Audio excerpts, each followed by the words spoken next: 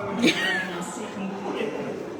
And in conversation over the next 20 minutes, we have artist Kathryn Tsui in conversation with Claire Regnault. And I actually just want to take a moment to invite you all, along with me, to welcome Claire to the city.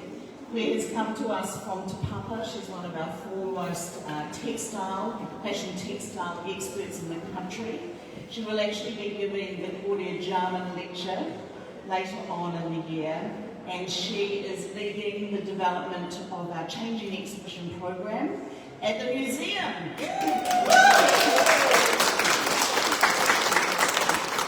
It's wonderful to have you in Tauranga, Claire, and I know we're going to see a lot more of you. We're all absolutely excited for what's happening with our museum. We can't wait for the doors to open. Yeah, welcome.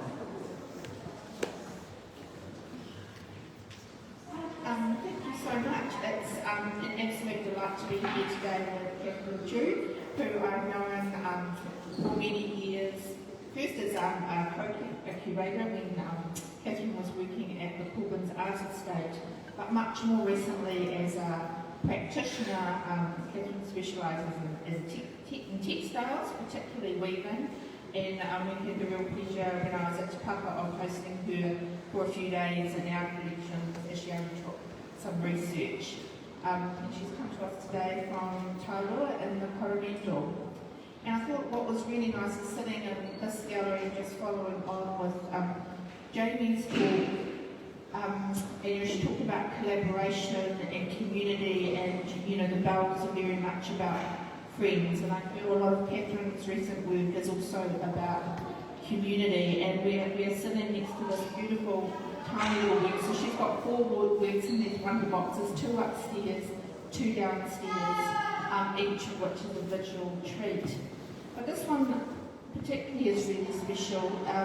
It's called Waylon Elliott's Phoenix Kiln, and Waylon was manager of Driving Creek, so we have a wonderful connection here between Jamie and Kathryn of Driving Creek.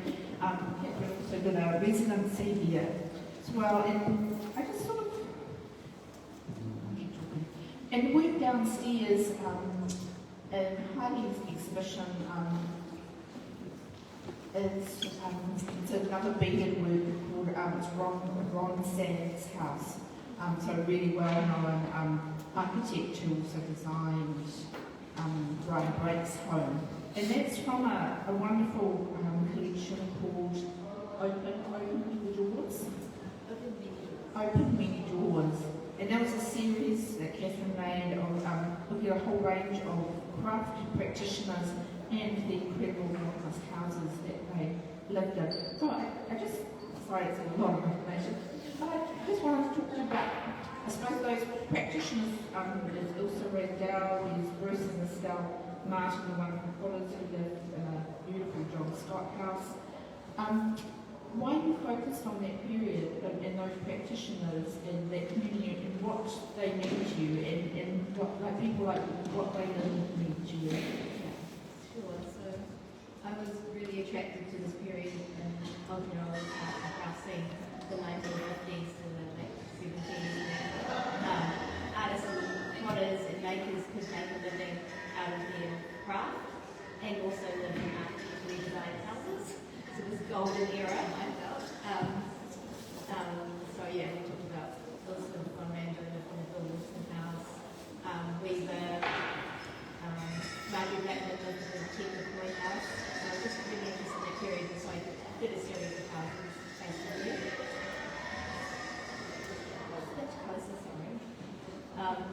And in terms of Waylon Elliott, I met Waylon in 2013 when I worked at Corbin's as a curator. We ran an Asian art suite, or Chinese suite, with Simon Khan and Kim Lo, and she came along all the way from Coromandel.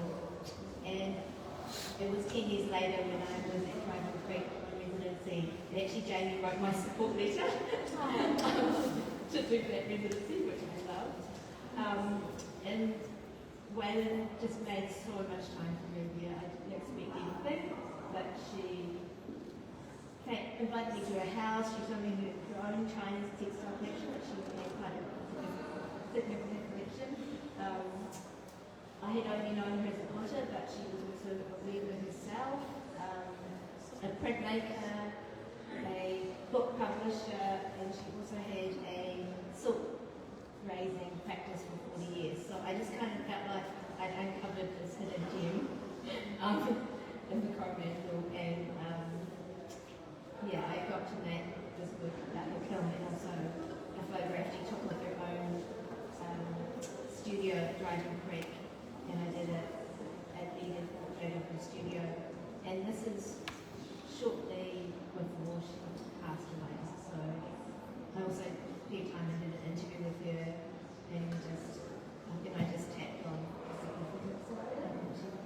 And we're actually kind of related with women's. And I was just wondering, because I knew you as a weaver, and there's the piece in the other one box down the far end is a woven piece. I was just wondering how you moved into beading. Yeah. And we'll talk about also your very particular choice of colour. You've done this particular series, which also includes Bangan's wonderful house and lower hut. It's all done in blue and white. It sort of mimics the sort of willow China pattern. Yeah, so when I moved to Coromandel, that's when I picked up loom weaving. And I was weaving for quite a few years, but I knew my practice needed another element, and I started bead weaving. So it's still weaving, still on a loom, it's a loom-based practice.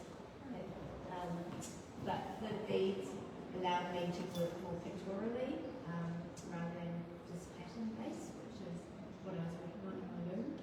I wasn't a tapestry weaver, I was more of a pattern-based weaver.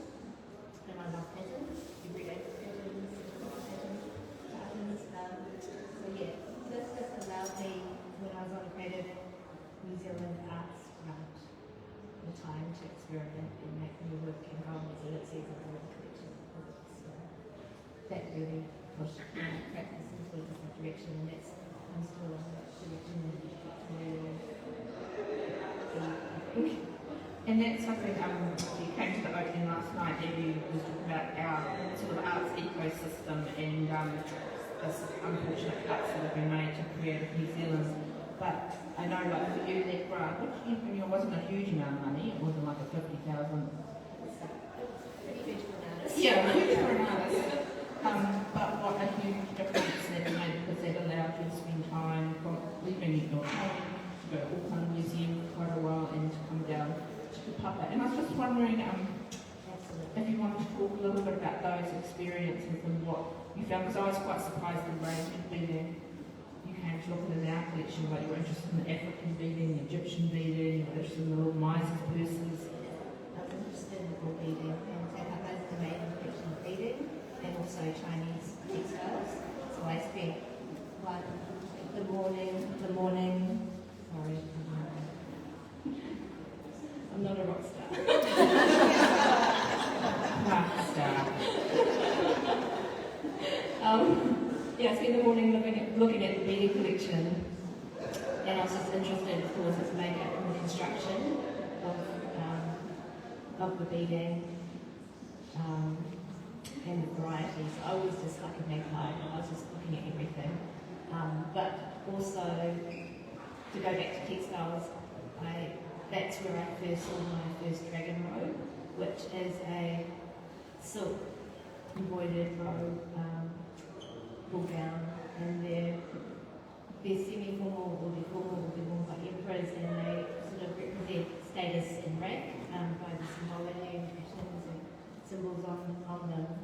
And I actually literally cried because I had not realised they were hand stitched and the level of stitching, and they were hand woven and then hand stitched, all in silk. And, yeah. So there is this, it's quite powerful to go and see these come out. I'm very grateful for that.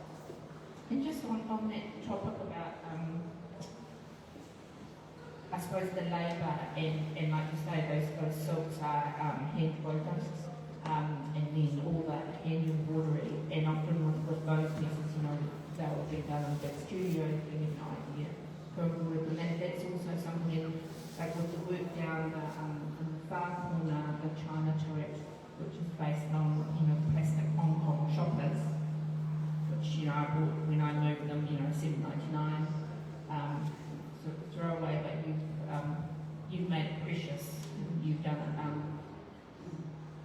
it's very labour intensive, the type of weaving you've done, and then, you've added the beautiful beads that have just given it, you've raised it up.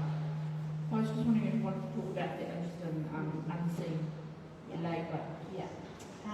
So my practice is very interested in domestic craft practices, so weaving, beading, stitching, and for me, that project I started with my mum in 2018.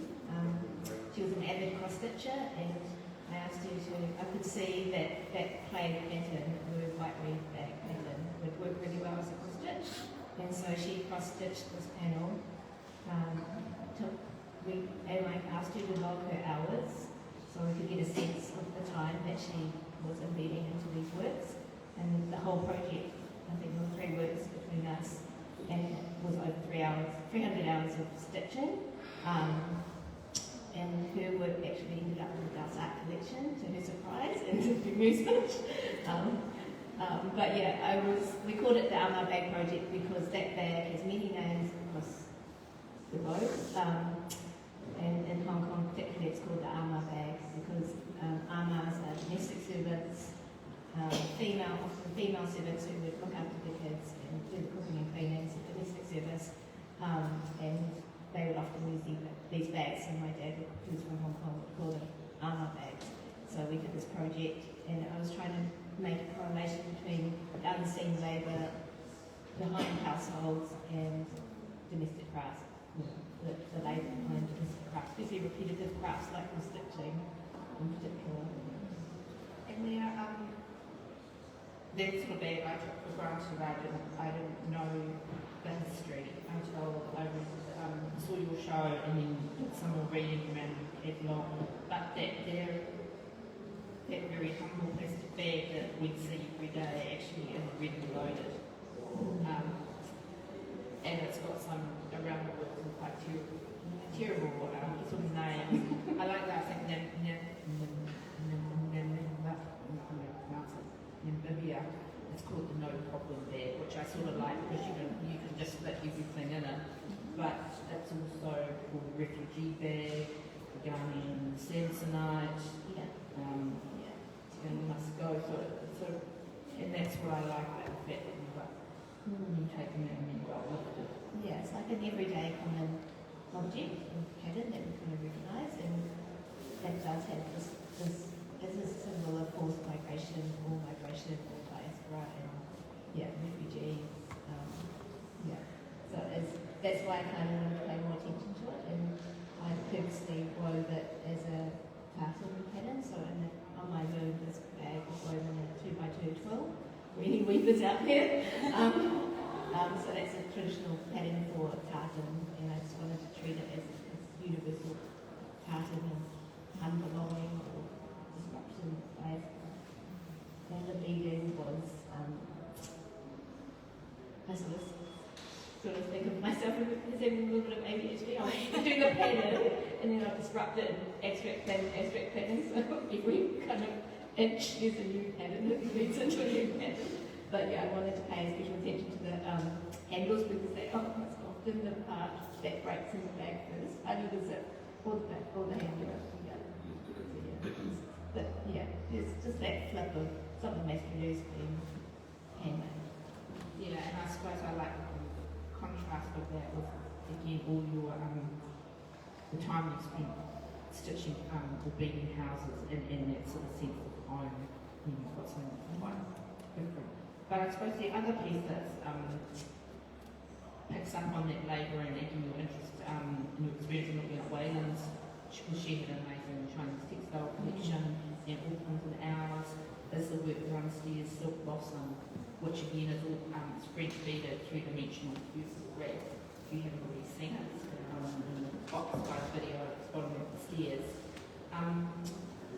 Where are you going with that? And it's like you've taken into wearing one of these sort of robes into the three-dimensional, and again you're playing similar with the blue willow pattern on chinoise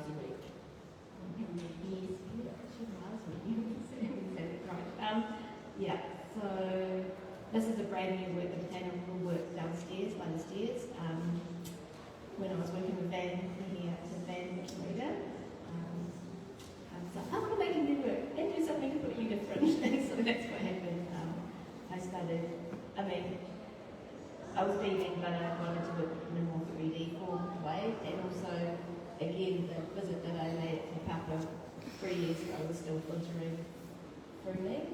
So a lot of those flowers are based on embroidered flowers and in the collection, so picking knots and the silk shading seen on Chinese textiles.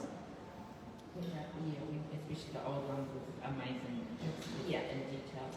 And again, I think you mentioned that thing about labour and some of that really fine detail. Again, it was all lace makers, etc. And that period of affecting people's eyesight and posture.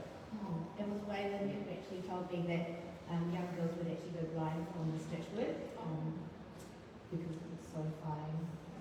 So yeah, there's pictures of quite young girls, maybe my daughter's age, around 12, stitching these robes. And that's where I think the Peking knot has also got the nickname of the forbidden knot. Certain places it's forbidden because of that issue. But with that work, because we've got 2 minutes, it's a new work. Got 2 questions. One is about the title of the show, Lustre Harbour, and Ockham Harbour is again it's like at home. But where is it? Where are you going? I don't know, we're going to be doing a workshop on how to bead flowers next. I think one detail to talk about that work is I purposely, that as a mirror box, Van, Elliot and I were like, we're going to make a mirror box, but we didn't realise how hard it was going to be. Anyway, we have a formula if anyone wants to ask us. But that work, I used very highly metallic beads and lustre. Lustre became this thing. So the silk lustre, pearls, little pearls as well. But where is it going? I don't know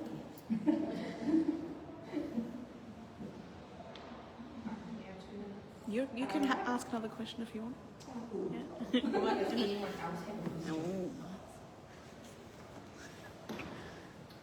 Oh, I was gonna say, like, on the title, I remember we had a corridor about it and like about the harbour and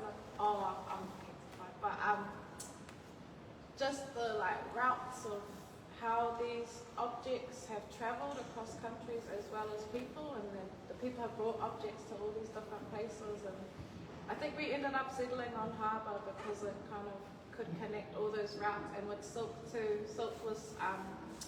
Silk is like a traditional fabric of China, and it became one of our most exported commodities, our most precious treasures that travelled the world, and same as our plates and ceramics, or the style of them.